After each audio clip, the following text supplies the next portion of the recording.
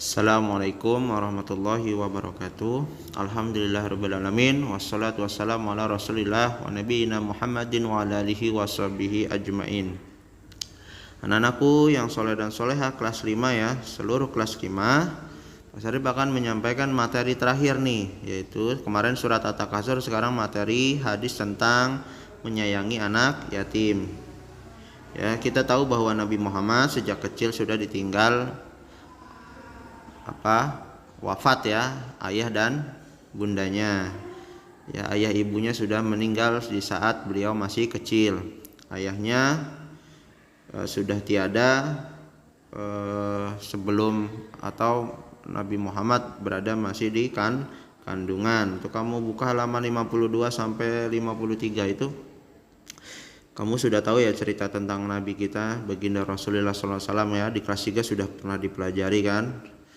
Ayahnya Abdullah meninggal atau wafat ketika Nabi Muhammad dalam kandungan. Kemudian ketika Nabi Muhammad berusia 6 tahun disusul oleh ibunya meninggal dunia. Makanya Nabi Muhammad sangat berpesan atau menganjurkan kepada kita untuk selalu menyayangi anak yatim ya. Jadi kita tidak boleh mengejek dan menghinanya, bahkan kita harus memeliharanya ya, menghormatinya. Nah, di hadis, lihat hadisnya, an Sahl bin Sa'din radhiyallahu an qala Rasulullah sallallahu alaihi wasallam ana wa kafilul yatim fil jannah hakadza wa asyara bis sababati wal wusta wa farraja bainahuma. Tuh kalau kamu bisa hafalkan lebih baik ya. Nanti coba Pak Sarif pengen tahu kamu bisa menghafal apa enggak. Ya, bagus sih kalau bisa menghafal. Gini, ada hadis ini diriwayatkan oleh Imam Bukhari ya. Kalau kamu nanti hafalkan artinya aja nggak apa-apa. Nanti coba setorkan ke Pak Sarif ya. Kamu coba hafalkan artinya, setorkan ke Pak Sarif. Syukur-syukur kamu bisa hafal Arabnya juga. Nih, artinya apa? Dari Sahal bin Sa'ad radhiyallahu an, ini dari sahabat Nabi, ia berkata, Rasulullah SAW bersabda, aku dengan pelindung anak yatim di surga adalah seperti ini. Jadi Nabi itu sebenarnya pelindung anak yatim, apalagi nanti berkumpul bersama di surga. Beliau menunjukkan jari telunjuk nih, jari telunjuk dan jari tengah. Jari telunjuk sama jari tengah, serta beliau merenggangkan antara keduanya. Ya, maksudnya apa? Jadi telunjuk sama jari tengah, coba jari kamu yang telunjuk sama jari tengah coba kamu tunjuk kedua-duanya. Nah, kamu renggangkan. Ya. Nah, itu dekat kan? Betul nggak? Antara jari telunjuk sama jari tengah dekat kan? Nah, itu sejajar ya. Jadi antara Rasulullah dan anak yatim itu harkat dan martabatnya sejajar. Makanya kamu jangan sekali-kali menghina anak yatim. Penjelasannya kamu lihat di halaman 53 ya.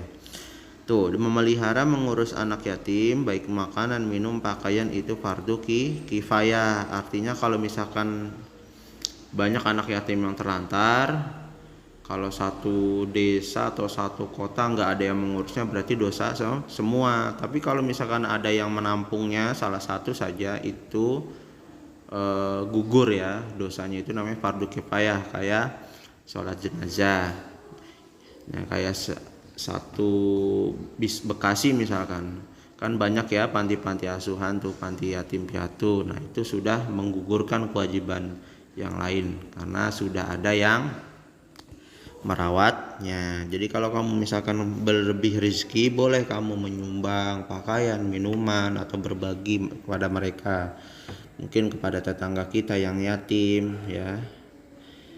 Nah itu. Jadi intinya hukum memelihara anak yatim, hanya yang memelihara, memberi makan atau mengurus anak yatim adalah fardu kifayah ya.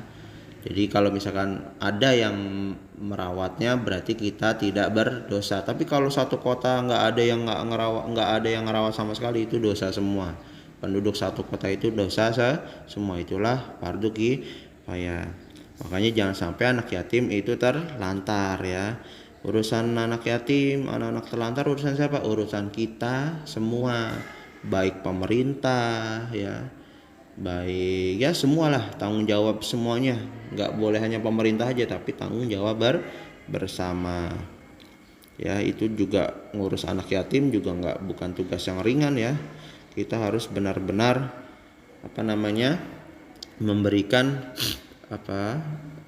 sesuatu yang layak buat mereka, baik makanan, pakaian, semuanya ya. Islam merupakan agama yang mementingkan soal-soal kemasyarakatan tuh, termasuk anak yatim ya. Nanti juga kalau kamu mengurus anak yatim, insya Allah akan dapat pahala. Kan banyak tuh, mungkin kamu cita-citanya mau membuat panti anak yatim, panti asuhan tuh bisa. Derajat kamu bakalan dinaikkan karena apa? Martabatnya itu mendekati martabat Nabi Muhammad yang tadi Pak Sari bilangin. Pak Sari bilang jari tengah dan jari telunjuk kan dekat tuh ya. Ya, mendekati tingginya tuh hampir sama tuh, ya kan? Atau dekatnya hampir sama. Makanya Rasulullah dan beserta anak yatim, dan bagi orang yang menyayangi anak yatim akan menjadi ahlul jannah, penghuni surga ya, karena mengingat besar jasa serta ketinggian martabat di sisi Allah ya. Kalau insya Allah nggak bakal rugi deh memelihara anak yatim. Bahkan tadi Nabi menjamin bahwa kalau kita menyayangi anak yatim akan dikumpulkan bersama Nabi. Jadi surga itu nanti ada Nabi, ada beserta anak yatim dan orang-orang yang suka menyayangi anak yatim. Nah, cukup sekian singkat dari Pak Sarip. Pak Sarip coba pengen kamu hafalkan terjemahannya ya. Terjemahannya nanti kamu storekan ke orang tua kamu, boleh ya, dihafalkan saja ya. Siap ya nak ya, dihafalkan. Syukur-syukur sama bahasa Arabnya malah lebih bagus karena nanti penilaian akhir semester soalnya keluar ya. Ini adalah hadis riwayat Imam Bukhari. Nah itu saja, kamu baca-baca referensinya dari buku paket LKS boleh.